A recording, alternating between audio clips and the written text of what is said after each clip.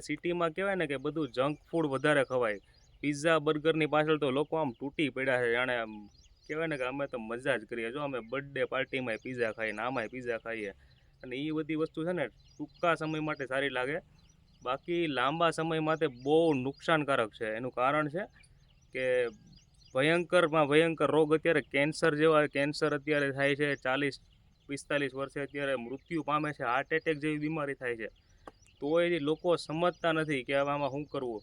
પણ એનો પ્રોબ્લેમ એક જ છે, જુઓ આ વિડીયો તમે. ફેમિલી ડૉક્ટર તો બધાયને છે. હવે ફેમિલી ખેડૂતની ખાસ જરૂર છે. આ હું નથી કહેતો, આ સરકાર શ્રી કહે છે. જો વાંચો તમે આ.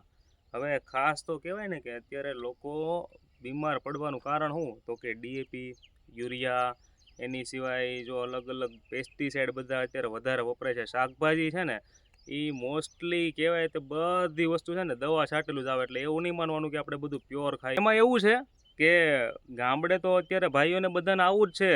બધા મિત્રો ઘણા શોખીન છે જ તે, મારી જેમ નથી એવું નથી, પણ હારે જે હોય ધરમપત્ની, એને તો આપણે ભાઈ ગામડાની ચોખવટ થઈ નહોતી જે તે સમયે. વાત એક શબ્દ ખોટી નથી હો ભાઈ, આમાં હું બધું સાચું જ બોલું છું આમાં જે છે એ. તો ખાસ એ પ્રશ્ન બહુ આડો આવે છે વચ્ચે કે હું ગામડે નહીં રહું, પણ હવે શું કરવું, મજબૂરી છે એટલે રહેવું તો પડે.